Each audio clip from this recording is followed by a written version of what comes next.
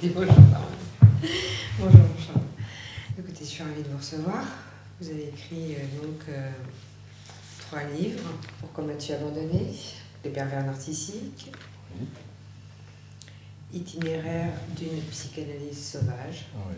Voilà. Il y a aussi La Pulsion chez Erol. Oui. Il y a aussi Méditation zen et psychanalyse chez Derville. Et dans le champ de Narcisse, suivi de 36 questions sur les pervers narcissiques chez Ovadia. Pourquoi vous êtes-vous arrêté à 36 questions? C'est-à-dire que quand j'étais confronté à la problématique de la perversion narcissique, j'ai donc écrit ce premier livre, oui, Les pervers narcissiques, qui détaille exactement ce qu'est un pervers narcissique, comment est-ce qu'il fonctionne, quels sont ses mécanismes de défense, et surtout comment lui échapper. Parce que quand on a compris qu'il y a des schémas qui se reproduisent sans cesse, il me semble que c'est plus facile de s'en sortir. Ensuite de quoi, j'ai eu envie d'écrire un autre livre qui est plus centré sur la victime, qui parle aussi des pervers narcissiques d'ailleurs, mais qui est plus centré sur la victime. C'est Pourquoi m'as-tu abandonné, qui est paru chez Payot, aux éditions Payot, et donc voilà, plus centré sur la victime.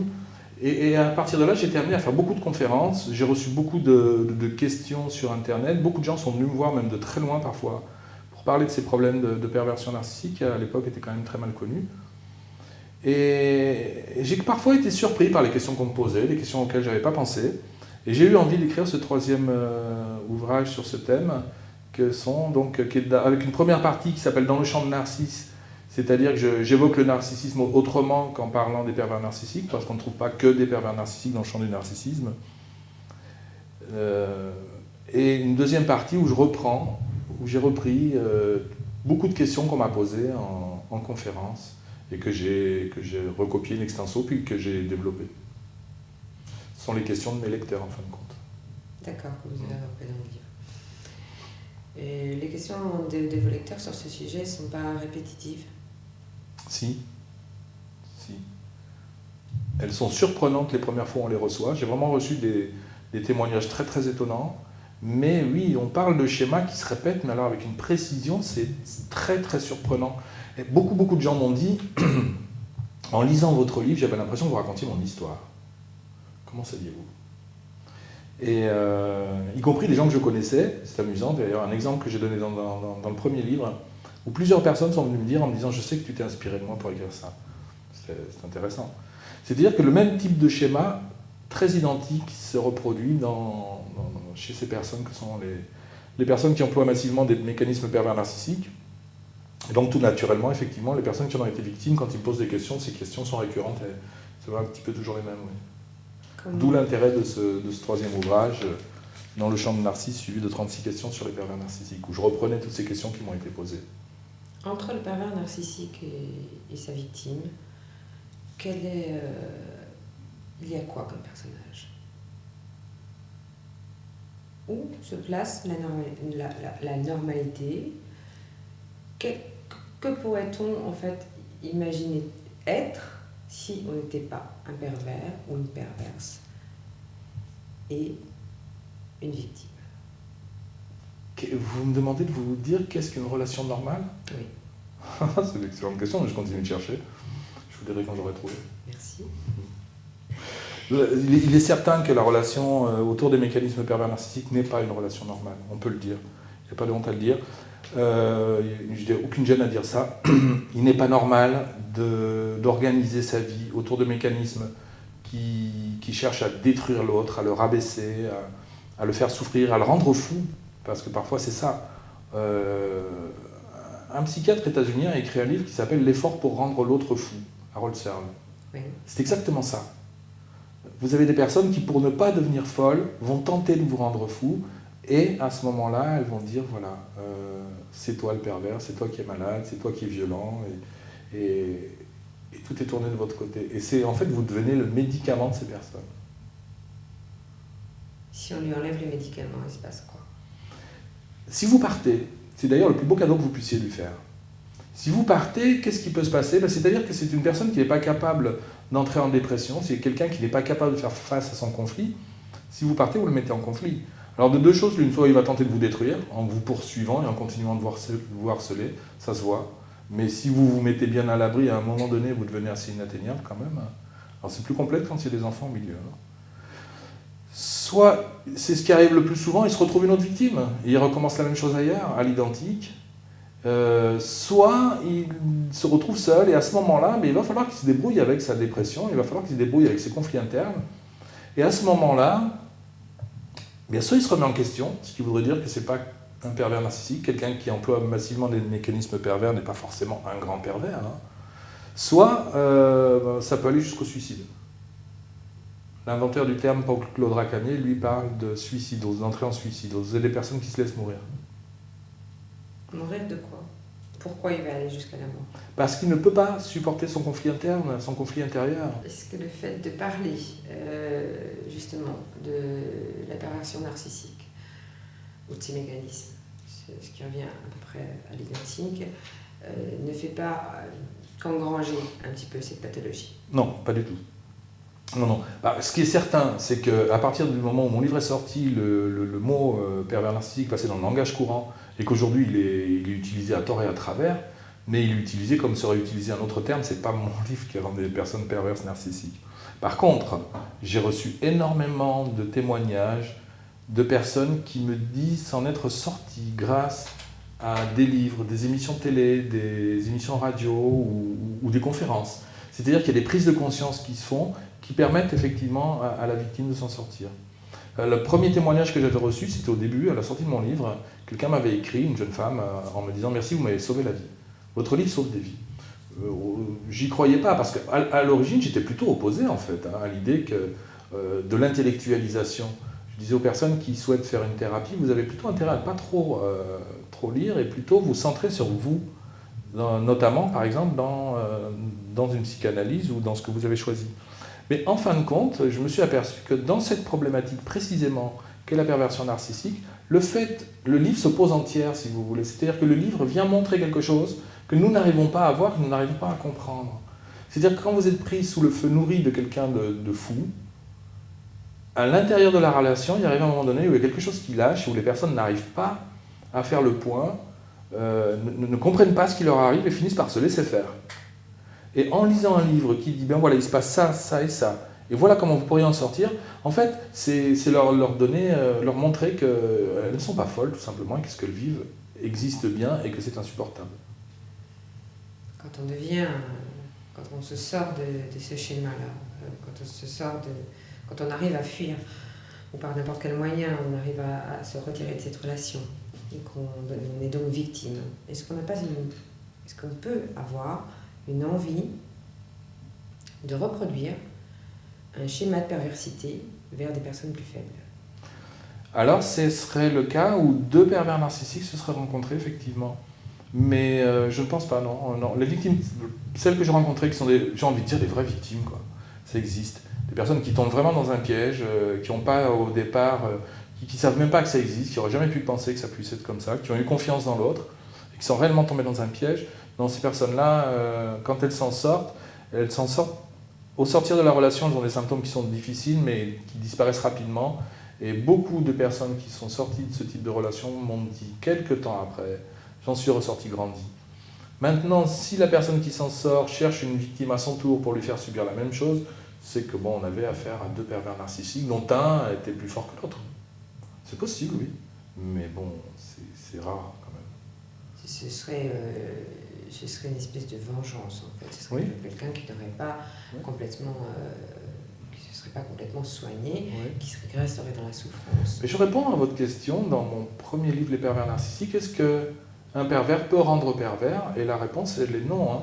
Si vous devenez pervers après ce type de relation, c'est que structurellement, vous l'étiez déjà avant. D'accord.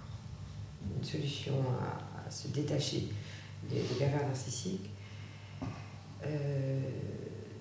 c'est de désidéaliser la relation, vous dites. Donc, c'est de prendre confiance en soi.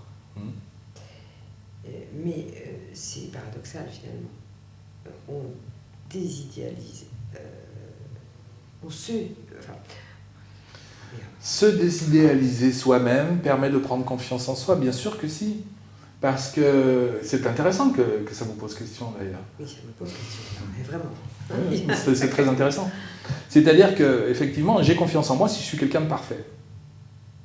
Si j'ai réponse à toutes les questions et que dans toutes les situations, je sais toujours répondre. Et nous avons, oui, effectivement, certains d'entre nous ont ce fantasme de vouloir être parfait. Et quand on a un défaut, qu'est-ce qu'on fait ? On va le gommer, on va le cacher. On va aller faire de la chirurgie esthétique au hasard. On va essayer de faire une thérapie pour gommer, et on nous en propose beaucoup maintenant de ce genre de thérapie, hein, des thérapies comportementalistes pour gommer notre défaut et apparaître comme non, moi je ne suis pas d'accord avec ça. Je ne suis pas du tout d'accord avec ça. Vous avez des qualités, vous avez des défauts. Ben, il faut l'accepter, vous avez des défauts. Et il y a des choses que vous ne savez pas faire, et peut-être bien que vous ne saurez jamais le faire. Et vous avez aussi des qualités, et vous n'êtes pas un être en noir et blanc, tout bon ou tout mauvais. Vous êtes quelqu'un qui est tout en nuances. Et si vous rencontrez quelqu'un, on parle d'amour, hein, qui est comme vous, mais c'est pareil aussi au travail après tout. Quand l'autre se trompe, c'est très rassurant. On va se dire, tiens, il s'est trompé, mais moi aussi. Et je continue de l'aimer, et moi aussi à mon tour, je vais pouvoir me tromper éventuellement, et c'est pas si grave. Vous voyez ? Donc on entend bien l'aspect narcissique qui consiste à dire, je ne pourrai avoir confiance en moi que quand je serai parfaite. Que j'aurai gommé toutes les aspérités, tous les défauts. Et ça, c'est la recherche de la baleine blanche de Moby Dick. C'est quelque chose qu'on n'atteint jamais. On ne sera jamais parfait, bien heureusement. D'autant plus qu'être parfait dans notre esprit, c'est être parfait au regard des canons de la société. Donc on n'a pas le droit d'avoir des cernes sous les yeux, on n'a pas le droit d'avoir une ride, on n'a pas le droit de ne pas savoir, on n'a pas le droit de se tromper, d'être fatigué, d'être désagréable, parce que ça nous arrive à tous. Vous voyez ? Donc c'est dans la désidéalisation de soi que déjà qu'on va progresser, parce qu'on va accepter de se remettre en cause ou en question, mais tranquillement, et qu'on trouvera une certaine confiance en soi. D'accord. D'abord se désidéaliser Bien et sûr. après trouver confiance. Et à ce moment-là, si on est dans cet état-là et qu'on a affaire à un pervers narcissique, la solution, bon, je me répète un peu pour les personnes qui ont l'habitude de m'écouter, mais la solution, elle est gravée sur le temple de Delphes depuis plus de 2000 ans, c'est connais-toi toi-même. Si vous vous connaissez suffisamment, vous savez que vous avez telle qualité, tel défaut, et quelqu'un vient en vous disant « Ah, tu as tel défaut », vous allez dire « Ben oui, je sais ». Ça va pas très loin. Et là, ça va ou non, tu te trompes. Ben oui, le problème c'est que la victime, quand son pervers... D'ailleurs, souvent les victimes disent « mon pervers ». Donc, quand le pervers narcissique dévalorise sa victime en lui disant « tu as un défaut », l'autre s'effondre, comme si c'était dramatique. Ben oui. Vous voyez bien que c'est par la désidéalisation de soi et la désidéalisation de l'autre qu'on parvient à quelque chose quand même de beaucoup plus tranquille. C'est ça la sortie du narcissisme. C'est passionnant, c'est une bonne nouvelle. C'est très confortable. On parle beaucoup des hommes pervers narcissiques, on parle peu des femmes. Est-ce que vous pensez que les femmes sont pires que les hommes dans ce domaine ? En tant qu'homme, je serais tenté de le penser. Non, je crois que nous tendons vers la parité. Nous tendons vers la parité. Ce qu'il faut dire, c'est que je détermine les mécanismes pervers narcissiques comme des mécanismes de défense, de protection contre la folie, je l'ai dit déjà tout à l'heure un peu, contre la schizophrénie. Et malheureusement, la schizophrénie touche autant des hommes que les femmes. Donc il n'y a pas de raison qu'il y ait plus de pervers hommes ou femmes. Les hommes sont plus faibles que les femmes en général. Donc forcément, je pense qu'une femme qui est... Vous pensez que les hommes sont plus faibles que les femmes ? Oui. Peut-être. J'en suis pas persuadé. Bon. Encore une fois, se rencontrer soi-même, s'affirmer soi-même, c'est sortir de ce schéma fort faible. Hein. Vous avez votre place, vous êtes là où vous devez être, et encore une fois, si vous vous trompez, ce n'est pas si grave. C'est ça, être fort. Être fort, c'est s'être totalement désidéalisé. Hein. À partir de là, qu'est-ce que vous risquez ? C'est quoi être faible ? Se laisser manger par les autres. Ouais. Et être fort, c'est manger les autres, alors ? Oui. Il est où le pervers ? Du côté du faible ou du côté du fort ? Et entre les deux. C'est peut-être pas si simple. Les symptômes physiques peuvent être un déclic sur l'arrêt de ce genre de relation. La somatisation de la victime ? Oui. Freud avait une phrase, il disait « Le pervers et le névrosé sont comme le positif et le négatif d'une même photo ». En fait, ils montrent la même chose et pourtant sont inverses. Je crois qu'on trouve chez beaucoup de victimes des mécanismes qui ressemblent énormément à ceux du pervers narcissique. Et il en est un notamment, c'est le déni. C'est le déni. Hein. Parce que si on n'était pas dans le déni, qu'est-ce qu'on ferait? Pourquoi est-ce qu'on resterait avec quelqu'un qui nous fait du mal? Il faut quand même une sacrée dose de déni. Mais une victime n'est pas dans le déni, puisqu'elle se dit victime. Donc Elle ne se dit pas victime. Hein. Ça, c'est moi qui ai inventé ce mot-là. Hein. C'est parce que j'avais besoin d'un mot pour pouvoir décrire un couple. Mais non, la victime, elle va dire il ne va pas bien en ce moment, c'est vrai qu'il est désagréable, mais ça va passer. Ou moi, je vais le changer. Elle ne se pose pas tellement en victime. Hein. Pas forcément. Quand on commence à se poser en victime, on se pose en sujet. La vraie victime, elle ne se pose pas en sujet. Elle ne parle que de l'autre. Tout le temps, elle ne parle que de l'autre. D'accord, donc on reste victime. Ouais.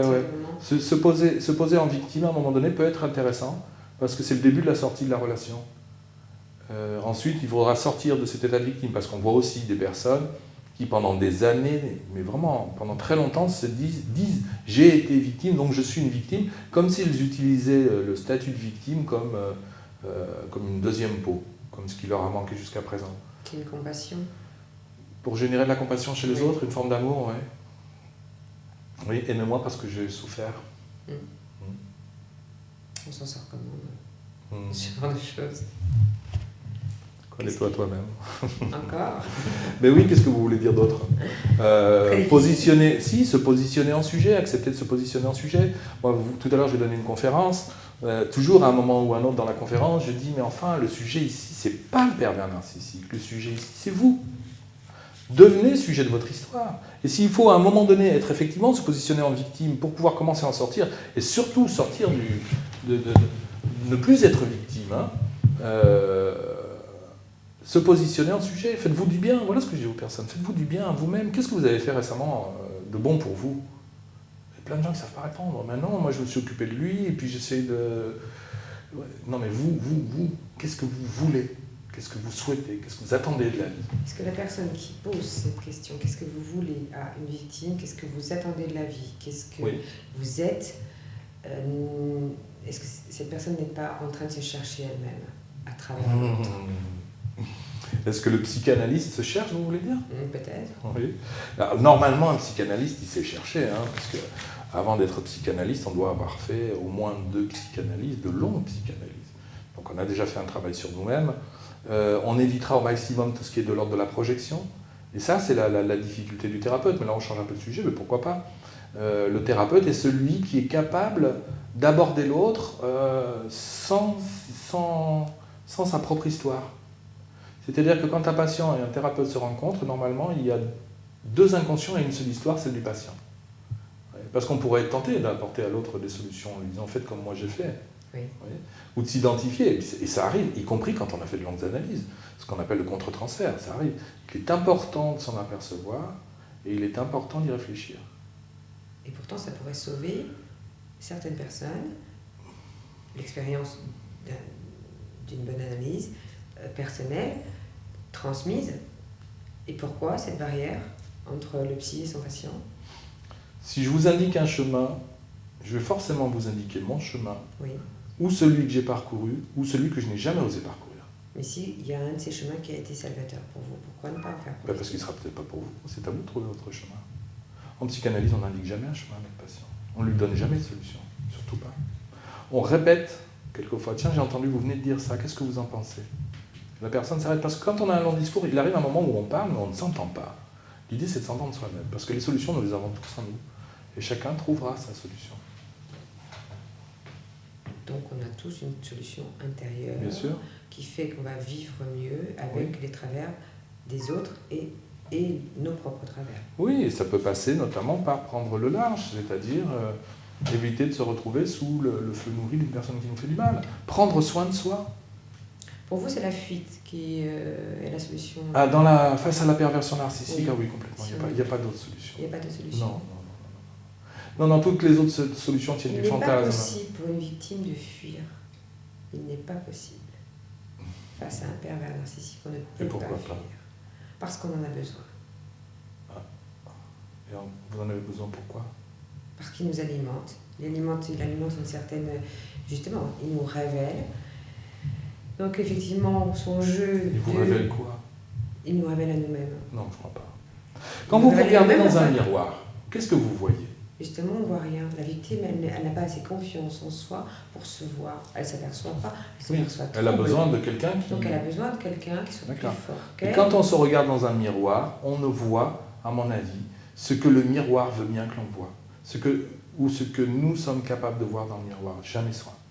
Et quand le miroir est un autre, et que cet autre a tellement besoin de projeter sa part négative, je le disais tout à l'heure, vous êtes un rempart contre la folie du pervers narcissique qui en fait est pas loin de la schizophrénie. Il va dire: je suis le Dr Jekyll, tu es Mr Hyde. Voilà ce qu'il dit. Il dit: tu es ma mauvaise part et je suis ma bonne part. Charge-toi du négatif, je vais me charger du positif. C'est intéressant. C'est intéressant, mais à partir du moment où lui-même il se trouve des choses positives qu'il ne va pas forcément projeter sur sa victime.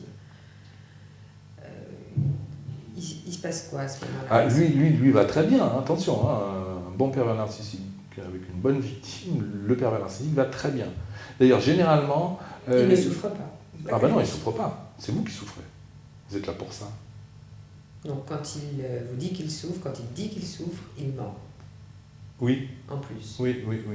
Donc c'est un pervers tout à fait. narcissique menteur. Il est pervers. Il est violent. Il est violent normalement en parole. Le pervers narcissique, celui que j'ai décrit dans mon livre, est violent en parole. Il crée des situations volontairement pour vous rendre fou, justement pour passer pour le bon objet et vous le mauvais objet. Donc il ne sera jamais violent physiquement. Maintenant, il existe des personnes qui, débordées par leurs pulsions, évidemment deviennent violentes. Ça ne veut pas dire qu'elles ne sont pas perverses pour autant, mais on pourra dire à ce moment-là que les mécanismes de pervers narcissiques ne leur suffisent pas.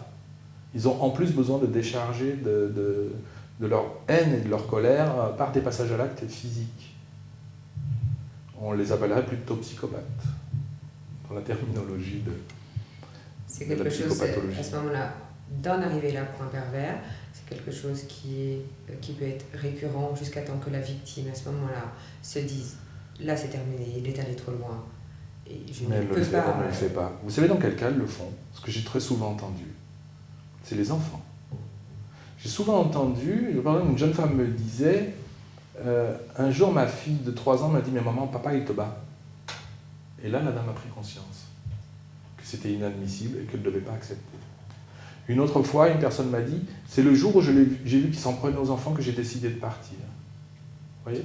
C'est-à-dire qu'ils ont besoin d'un tiers qui vienne se placer dans la relation. Mais c'est terrible quand même de demander à un enfant de 3 ans de se positionner en tiers entre le père et la mère et de créer la séparation. Vous vous rendez compte ce qu'on fait porter aux gamins? Oui.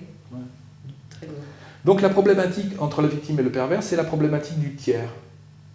C'est en ça que le livre, je me suis rendu compte qu'en fait c'est vrai, que ça a vraiment, vraiment sauvé des vies parce qu'on me l'a tellement dit. C'est que le livre est venu se positionner en tiers. Et dans l'histoire de l'enfant, le tiers, normalement, c'est le père. Le père, il est celui qui va venir casser la fusion entre la mère et l'enfant. Et s'il n'y a pas de tiers? C'est bien souvent ce qui s'est passé. C'est bien souvent ça qu'ont en commun le pervers et sa victime. Récemment, une dame me disait, mon petit garçon de 4 ans était fatigué, il n'était pas bien, j'ai demandé à son père d'aller dormir dans le canapé, le petit est venu dormir avec moi. Si vous vous rendez compte, l'enfant peut avoir à ce moment-là un sentiment de toute-puissance tel qu'il est capable de prendre la place de son père. Oui, il est où le tiers qui va venir se positionner? C'est l'enfant qui devient le tiers et qui sépare la mère et le père. C'est le monde à l'envers. C'est un cercle vicieux. Donc en fait, on va faire de cet enfant ou une victime ou un pervers. Exactement. Sauf que il est tout puissant à la maison, il est plus puissant que son père, mais attention, il est tout puissant dans le discours de sa mère. Mais quand l'enfant va intégrer l'école, dans la cour de l'école, s'il joue au tout puissant, il va en prendre une, quoi. Ce qui n'est pas plus mal d'ailleurs, parce qu'à un moment donné, la violence, elle a aussi son bon côté. C'est qu'elle vient justement trancher quelque chose. Et à ce moment-là, l'enfant est tout puissant dans le discours de maman et impuissant dans la réalité. Et on entend déjà la schizophrénie. On entend déjà le clivage et la coupure en deux. Et vous dites que la victime ne peut pas s'en sortir elle-même. Disons que c'est plus facile avec un tiers. Ah oui, oui. Mais si le pervers va à un point qui n'est pas admissible, Oui, la personne, attendez. Qui met à la limite, qui va mettre la vie en danger de la victime. Oui.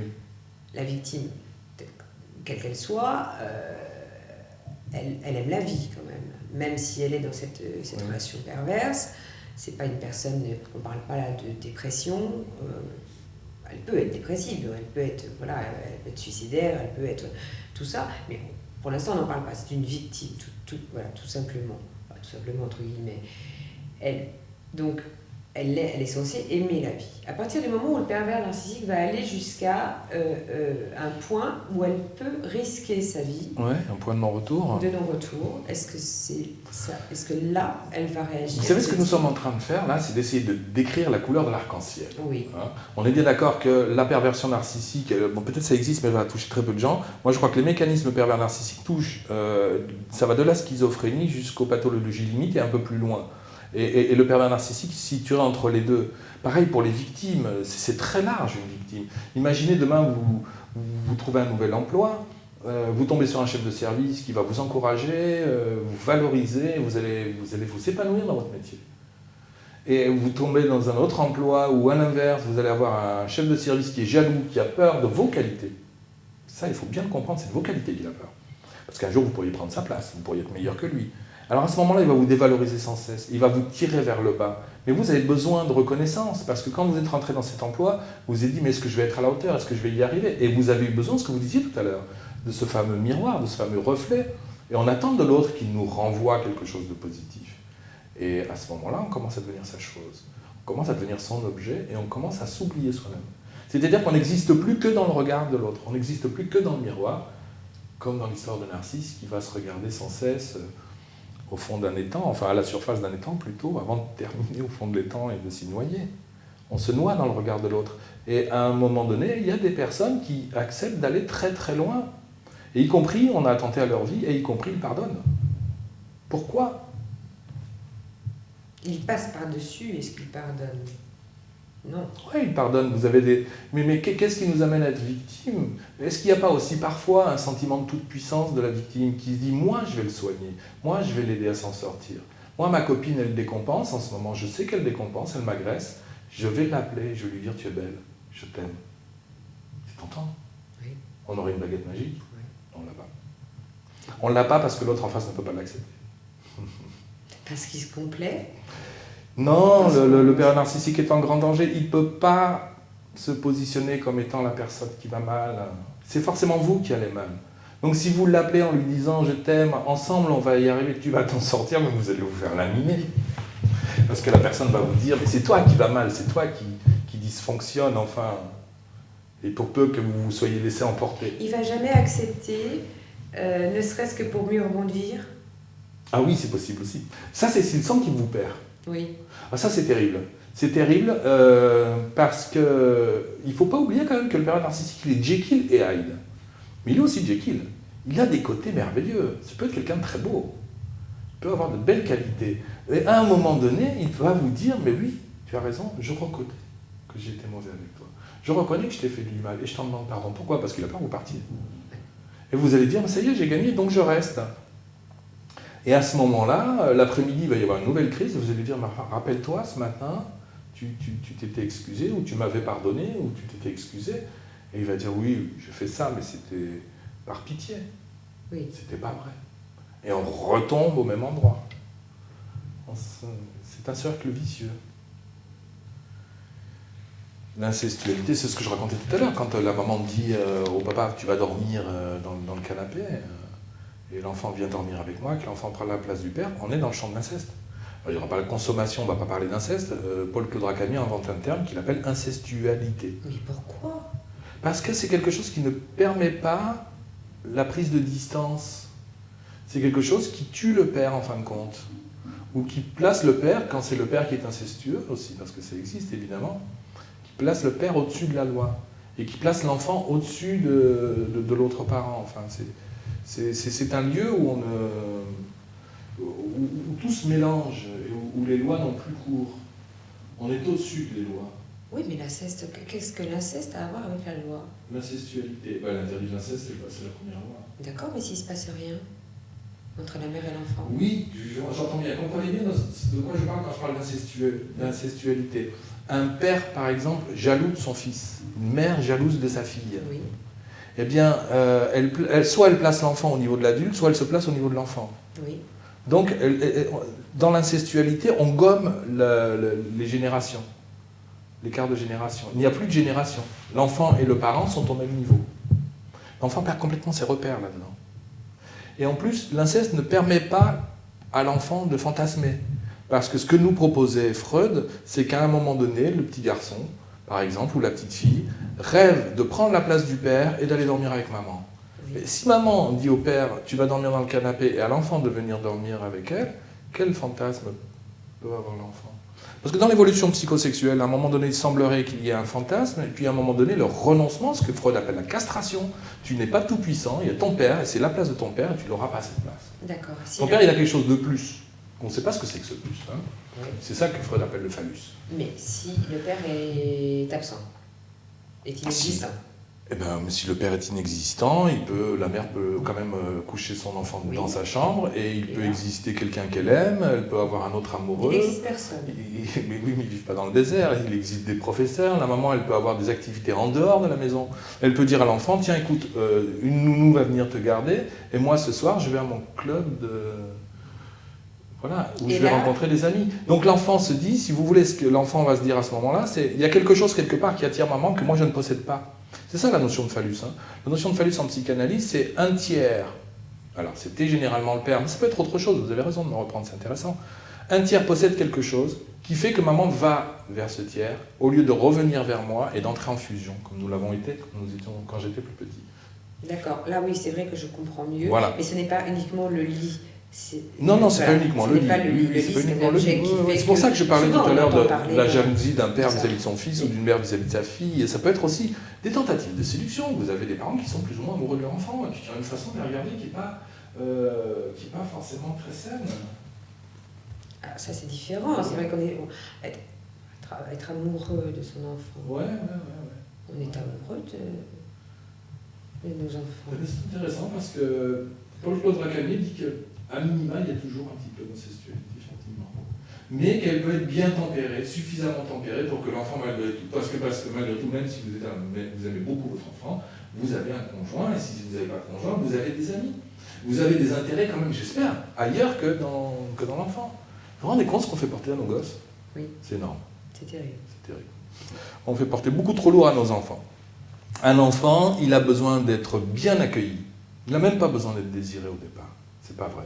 Vous avez des gens qui viennent consulter qui vous disent, mais moi, vous savez, je crois que je n'ai pas été désiré. Ben oui, et alors? Et alors? Il y a seulement, je ne sais pas, quelques centaines d'années, on ne savait même pas comment venaient les enfants. Les femmes ne savaient même pas pourquoi elles tombaient enceintes. Le lien entre la sexualité et le fait de tomber enceinte, c'est compris très tardivement. Par contre, l'enfant, après, quand il arrive, il est plus ou moins bienvenu. Oui, mais ça ne remet pas en cause le désir d'enfant, ça. Oui, non, on va avoir un désir d'enfant, c'est pas très grave, mais ce que je veux dire, il ne faut pas le faire porter trop. Il ne faut pas trop faire porter à l'enfant. Vous allez vous mettre à dos les femmes qui ne peuvent pas avoir d'enfant. Quand vous dites le désir d'enfant n'est pas très grave, c'est très important pour une femme. Peut-être pour un homme aussi. Oui, je comprends. Non, mais moi, c'était mon cas. J'ai 3 garçons et j'avais, sur mon chemin de vie, envie et même peut-être besoin d'avoir des enfants, je suis d'accord. Mais quand mes enfants sont arrivés, ils ont toujours été bien accueillis chez moi. Quand j'étais avec maman, puis ensuite j'étais plus avec leur maman. Ils ont toujours été les bienvenus, mais à un moment donné, je savais leur dire aussi, bon, allez dans votre chambre, je vous ai assez vu, je vous ai assez entendu. Oui. Et on n'était pas collés, on pouvait être collés, hein. J'ai toujours été très câlin avec mes enfants, donc ce qu'on disait tout à l'heure, l'amour était là. Ils ont toujours été les bienvenus, ils ont toujours été bien accueillis, mais voilà, qu'ils aient un 10 sur 20 ou un 15 sur 20 ou un 18 sur 20 à l'école, je disais c'est bien pour toi, quoi. Je suis content pour toi, mais ils ne le faisaient pas pour me faire plaisir. Je crois qu'un jour, un de mes garçons m'a dit, tu vas voir, je t'ai fait plaisir, j'ai mis la table. Je lui ai dit, oui, c'est vrai que ça me fait plaisir aussi, c'est vrai que ça fait plaisir, mais en même temps, si tu mets la table, c'est pour pouvoir manger, c'est pas pour me faire plaisir. Ne t'inscris pas dans mon plaisir, quoi. Inscris-toi dans ta réalité, dans ta vie, et puis on va manger. Et puis c'est très bien de participer à la maison. En fait, il faut s'inscrire dans son plaisir. Oui, et on retrouve la problématique de tout à l'heure, quand on parlait du pervers narcissique, redevenir le sujet de son propre désir. Et c'est ça que la victime a oublié. Parce que victime et pervers, elles ont quand même en commun d'être des enfants. Hein. Personnalité infantile. Personnalité infantile. Ah oui, ce sont des personnalités qui n'ont pas évolué très loin. Ils ne se sont pas coupés du lien parental. Oui, il reste des enfants. Il reste des enfants, donc des enfants d'eux, vous avez raison. Étant entendu que ce lien il est intérieur, il peut être très inconscient. C'est-à-dire qu'on peut s'être coupé dans la réalité de ses parents, hein, oui. et y rester très attaché sans même le savoir. Oui. C'est en ça que la psychanalyse est intéressante, parce que c'est le genre de choses qu'il met à jour, qui lui permet de mettre à jour. Parce que quand on parle de ses parents, en psychanalyse, on parle jamais de ses parents en fait. On parle de son parent à l'intérieur, oui. de comment on le vit aujourd'hui, de ce qui nous en reste, et de ce qu'il peut y avoir de toxique éventuellement, et de ce qu'il peut y avoir de très beau aussi, parce qu'on a heureusement, j'espère bien, aussi des très belles choses qui nous unissent au reste du monde, en relation. C'est vrai que nous, en psychanalyse, on a tendance à voir toujours l'aspect noir, hein, puisque c'est là où nous allons travailler. Il y a aussi parfois de très très beaux constats à faire en psychanalyse. C'est intéressant aussi. Est-ce que les traumas de l'enfance, qui ont été plus ou moins grands, peuvent s'avérer, se révéler plutôt dans cette perversion ou cette victimisation d'une personne? Parce que ça remonte à très loin. C'est plus un problème de climat, hein, je crois. Un traumatisme ne rend pas pervers, un traumatisme ne rend pas évidemment victime. Je ne crois pas ça. Une série de traumatismes, oui, évidemment. Vous savez, on peut maltraiter, on peut s'interroger sur ce qu'est la bientraitance et la maltraitance des enfants. Si à chaque fois qu'un enfant passe à table, vous claquez la porte, par exemple, vous allez le faire sursauter. Oui. Et ça peut être autre. Mais vous pouvez mettre ça en place à chaque fois qu'il y a un repas, et l'enfant va devenir anorexique, on ne comprend pas pourquoi. Vous pouvez, par exemple, vous devenir gravement névrosé. Vous avez des gens qui ont des regards mais pleins de haine et de dédain sur un enfant, mais jamais ils ne le toucheront, ni même ils ne proféreront une parole négative. Et là, ça crée beaucoup de dégâts. Peut-être plus encore que s'il y avait eu des passages à l'acte violent. Parce que le passage à l'acte violent, au moins, on peut mettre des mots dessus. Oui. Vous rencontrerez peu de gens qui vous diront quand j'avais 3 ans, mon père ou ma mère me regardait de travers. Oui, voilà. Ce sont des choses qu'on n'a pas gravées. Oui. C'est plus complexe, vous voyez. Donc les climats sont beaucoup plus malsains que les faits. Est-ce que le pervers narcissique va prendre à partie ses enfants quand ils sont mariés, par exemple quand c'est un couple qui est marié, ils ont des enfants en commun, il va prendre à partie ses enfants pour se valoriser par rapport à la victime, ce qui est notamment sa femme. Ou son mari. Ou son mari. Oui, beaucoup de perversions se font à huis clos. Hein. La meilleure perversion, c'est toujours quand les personnes sont deux. Mais quelquefois, la perversion peut se jouer en public, ce qui est beaucoup plus rare. Et effectivement, dans ce cas-là, il y a toujours des victimes collatérales. Alors ça peut être les enfants à la maison. Effectivement. Au travail, ça peut être les collègues de travail aussi. Oui. Moi, je me souviens, j'ai un exemple où un syndicaliste dit, enfin, il n'était pas syndicaliste, il est devenu par la suite d'ailleurs, lors d'une réunion, un chef de service a insulté une de mes collègues. À ce moment-là, la salle s'est coupée en deux, entre ceux qui ont voulu prendre le parti du chef de service et qui ont ricané, et ceux qui désapprouvaient son attitude, mais qui n'osaient pas répondre de peur de se faire licencier, qui ont baissé la tête. La violence, elle a touché évidemment la personne concernée, c'est certain, mais elle a touché tout le monde. Tout le monde est victime collatérale. Quand un politique... c'est très important quand même, les dégâts, oui, voilà, oui. Les dégâts collatéraux. Quand un politique, parce qu'en ce moment, nous serions tentés, enfin moi je serais tenté de beaucoup défendre mes amis, mes compatriotes d'origine étrangère, parce qu'ils subissent beaucoup de racisme. Oui. Mais enfin, j'en suis victime moi aussi. Quand un politique, par exemple, traite nos enfants de racailles, comme ça c'est entendu, évidemment que les enfants, surtout s'ils sont nés de parents ou de grands-parents nés à l'étranger, sont les premières victimes. Mais tout le monde est victime de cette phrase. Moi, qu'est-ce que j'ai honte, quoi. Qu'est-ce que j'ai honte. Et j'étais récemment au Maroc, on me disait alors, je disais oui, la chouma, la honte pour nous. Et c'est assez difficile après de regarder ses amis dans les yeux, quoi. Oui. Parce qu'on est français et que les Français parlent comme ça, mais ce qui n'est pas vrai. Ce qui n'est pas vrai. Il y a beaucoup moins de racisme qu'on le pense en France. Il y a très peu de racisme. Ça existe, c'est une réalité qui doit être combattue. Mais on ne parle que de ça à la télévision. Vous voyez ? Et à ce moment-là, il faut bien comprendre que, bien évidemment, que les personnes d'origine étrangère sont victimes, mais tout le monde est victime collatérale des pervers qui font leur fonds de commerce des propos racistes tenus à la télévision ou ailleurs. Oui, donc la perversité, c'est le pervers narcissique, on parle d'un point de vue, d'un petit point qui peut s'élargir, mais sur énormément de choses finalement. Bien sûr. Oui. C'est un sujet qui peut nous emmener traîner très très loin. Oui, très très loin. Parce que là, on parle effectivement du racisme, oui. On parle de sociétaire, donc c'est pas quelque chose de uniquement. Ça peut être aussi entre amis. C'est plus rare. Moi, quand je décris la perversion narcissique, je dis qu'il faut qu'il y ait forcément une relation fusionnelle entre les deux. Donc, ou pour au moins de proximité très forte. C'est-à-dire, c'est un conjoint vis-à-vis de son conjoint, c'est un chef de service ou un patron vis-à-vis de son salarié, et c'est évidemment, ça peut être un parent vis-à-vis de ses enfants ou de son enfant. Donc, il y a toujours un lien. Il y a un lien de subordination, il y a un lien amoureux ou il y a le lien filial.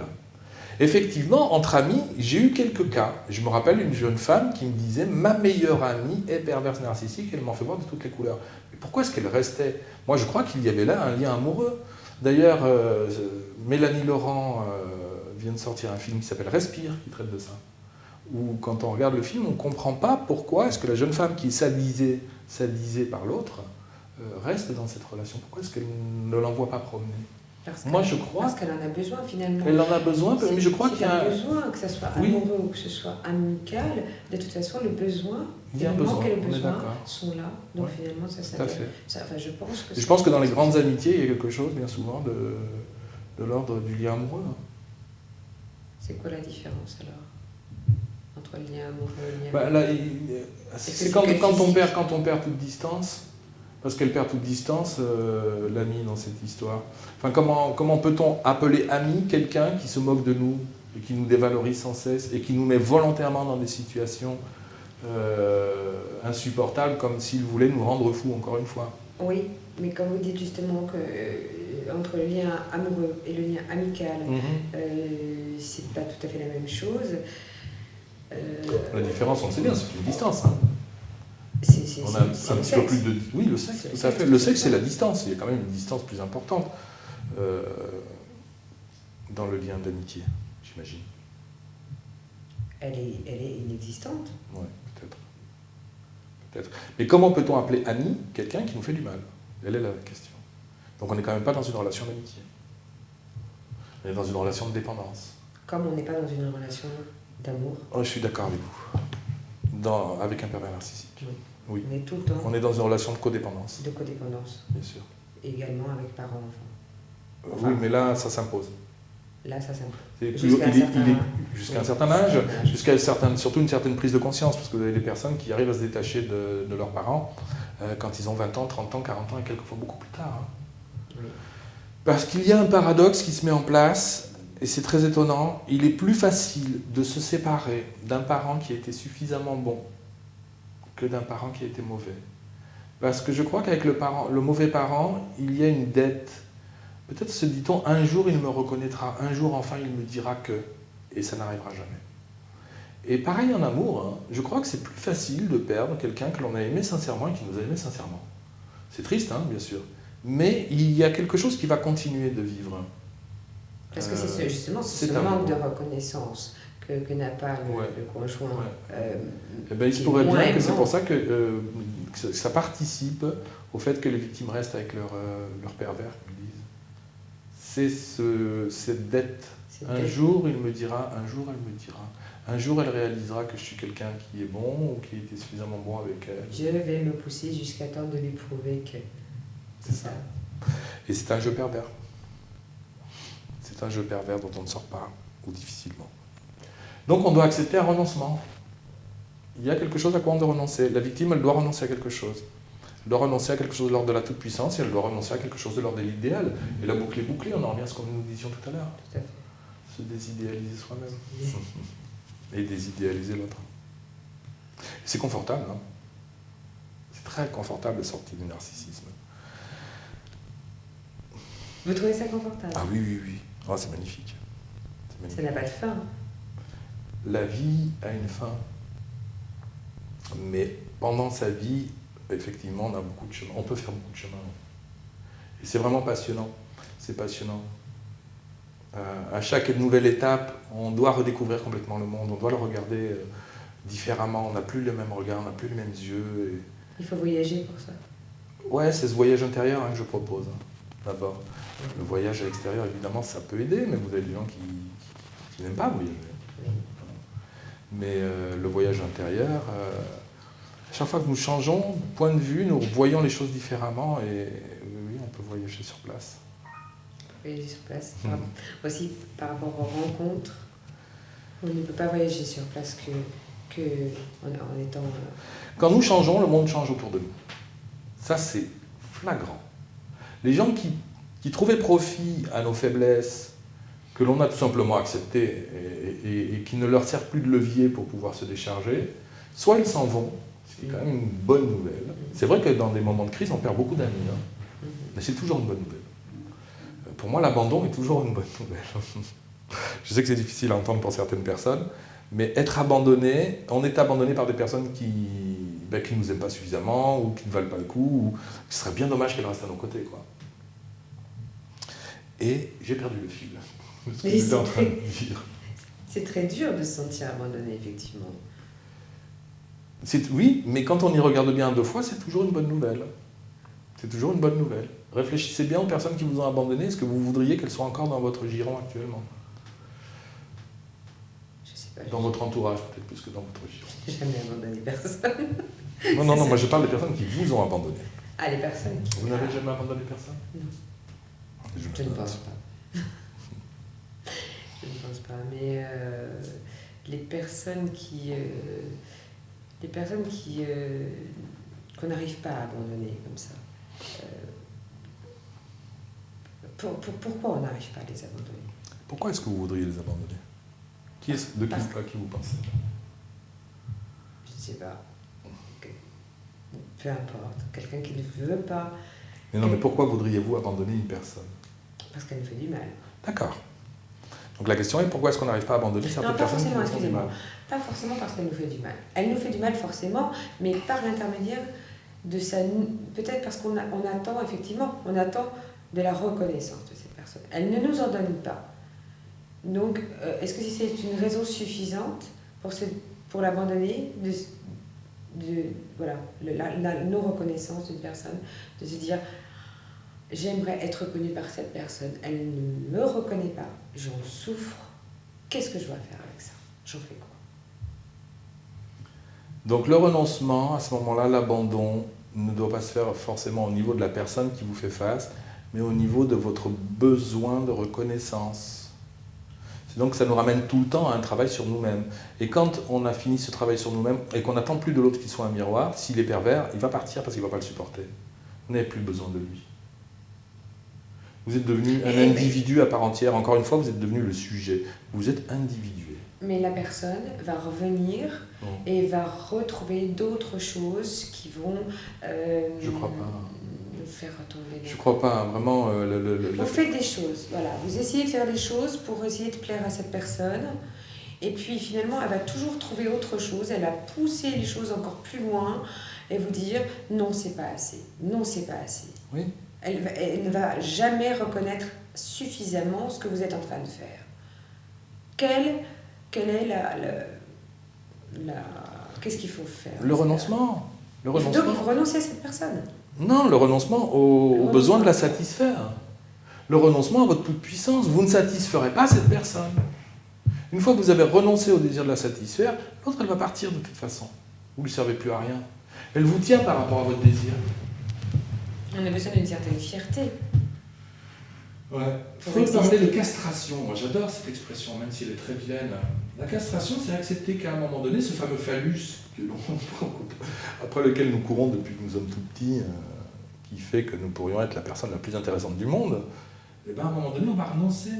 On va renoncer. Non, je ne suis pas capable. Alors là, on est dans le champ du narcissisme. On n'est pas vraiment dans le champ de l'Oedipe que nous décrivait Freud, mais apparemment, ça fonctionne de la même façon. Non, nous en sortirons en renonçant. Oui, Oui, mais quand la personne dit, voilà, je fais quelque chose qui me plaît, ou je ne renonce pas à cette chose, je continue de la faire.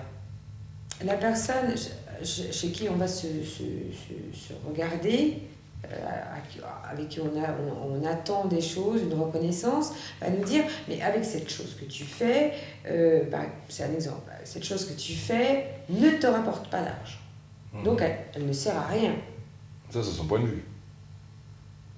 En même temps, c'est pas faux, puisque on est dans une société, on est dans un monde... Ça, c'est le point de vue de la société. Voilà. Regardez donc, comment vous utilisez l'autre comme un miroir, et vous utilisez la société comme un miroir. Dites merde à la société et dites merde à l'autre. Devenez anarchiste. D'accord. Devenons La seule anarchistes. solution de s'en sortir, c'est de dire merde Mais pas qu'à la personne. Et à la société. Et à tout le monde. Et comment on mange? Je suis anarchiste, foncièrement anarchiste. Comment on mange? On va louer Oui, d'accord. Il va falloir aussi avoir. On est obligé. Il va falloir aussi aller cultiver son jardin. Voilà, il va falloir aller. Oui. Non, mais je dis pas qu'il faut arrêter de travailler. Ce que je dis, c'est qu'il faut arrêter de vouloir trouver son reflet dans le regard de l'autre et de la société. Mais pourquoi pas, effectivement, aller jusqu'à cultiver son jardin pour dire à l'autre et pour dire à la société, écoutez, c'est comme ça. Mais on ne dit rien à la société en laissant. Ma petite sœur est partie vivre dans les Cévennes, elle a tout compris, quoi. Elle a tout compris, elle cultive son jardin. Mais voilà. Et ils se payent entre eux. Alors ils travaillent quand même, attention, ils n'ont pas renoncé au travail. Mais ils se payent entre copains avec des grains de sel. Système d'échange local. Voilà. Et ils sont relativement autonomes. Bon, ça ne veut pas dire qu'il leur faut pas un peu d'argent quand même pour pouvoir payer l'électricité et le reste. Mais ils ont vraiment rentré dans quelque chose d'autre. Parce qu'en fait, on est englué dans une perversion sociale, finalement. Oui. Qui génère des petits pervers narcissiques. Bien sûr. Dont nous sommes, dont nous faisons partie pratiquement, mais je suis bien d'accord avec vous. Et nous sommes dans un train lancé à toute vitesse qui ne sait même pas où il va. Oui. Parce que ça ne marche pas. Droit dans le mur. Mais oui. C'est dommage. Non, mais c'est dommage. Il va falloir se rebeller. Il est temps. Il est temps. Je vais vous emmener dans mon village là-bas. On va aller cultiver notre jardin. Voilà, c'est ça. Dans les Cévennes. Je vis, je survis. Et vous? Moi j'écris, j'ai de très très beaux projets littéraires. Je suis très content parce que je suis à Paris, là, ce qui était quand même assez rare. Et ce matin, j'étais avec un éditeur qui vient de me dire qu'il m'achète un de mes livres. C'est une sacrée bonne nouvelle. Oui, ça c'est une bonne nouvelle. Sachant que j'en ai encore 2 qui sont en lecture dans la même maison d'édition et je suis en train d'en préparer 2 autres qui arrivent derrière. Donc j'ai un très très beau projet littéraire. Ouais. Vous pouvez nous en parler? Vous en dire 2 mots? Oui. Bon, j'en avais un petit peu marre de parler des pervers narcissiques parce que depuis 2009, je ne parle que de ça. Et là, je vais vous parler sexe. Je vais vous parler sexualité, d'un livre dont le titre provisoire est Libido d'une sexualité libertine à une sexualité sacrée, qui sera certainement renommé d'ici qu'il sorte, et que je veux accompagner d'un roman qui s'appelle Psychanalyse d'un vampire. Voilà. Et donc je demande à l'éditeur, j'aimerais bien qu'il sorte le roman et laisser 3 mois après, sachant que l'un et l'autre parlent de la même chose. Voilà. Et puis ensuite, il y aura un autre roman et un autre essai que je ne vais pas tarder à préparer. Moi j'aimerais bien qu'il sorte vite. Celui sur la sexualité ? Aussi. Oui, et je vais vous étonner, malgré tout, j'ai quand même réussi à glisser un chapitre sur les pervers narcissiques. Ah non, ça ne m'étonne pas, parce que de toute façon,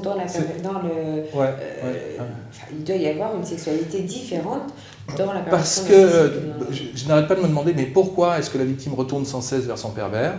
Alors on a vu tout à l'heure, peut-être qu'il y a quelque chose de l'ordre de la toute-puissance, peut-être qu'il y a quelque chose de l'ordre de... Mais je crois qu'il y a aussi une vibration. Je crois que le pervers narcissique, il est proche de la schizophrénie et qu'il est dans une énergie qui est l'énergie du rapport de la mère à l'enfant. Et qu'il se pourrait bien que la victime y trouve là quelque chose, parce qu'on me décrit très souvent une sexualité forte, même quand elle n'est pas très élaborée. En fait, ce n'est pas le problème de sexualité, c'est un problème de... Voilà, ils sont attachés l'un à l'autre. Et c'est dommage parce que ça se vit par un amour inconsidéré de la part de la victime et une haine inconsidérée de la part du pervers. Et c'est bien dommage. Et je crois que dans certains exercices tantriques, on pourrait arriver à retrouver ce type d'énergie, mais à l'intérieur d'un cadre. Donc il fait intervenir le tiers d'ailleurs. Le tiers, la loi, dans un cadre, on pratique quelque chose qui peut nous aider à à retrouver ce type d'énergie. Et je pense que certains exercices tantriques pourraient être une réponse pour la victime. C'est-à-dire, ce que je cherche, j'arrête de le chercher avec mon pervers, je vais essayer de le trouver ailleurs. Écoutez, c'est une bonne nouvelle, hein. Bon, ça va en sauver plus d'un et d'une. Ben, merci beaucoup, Georges. Avec plaisir.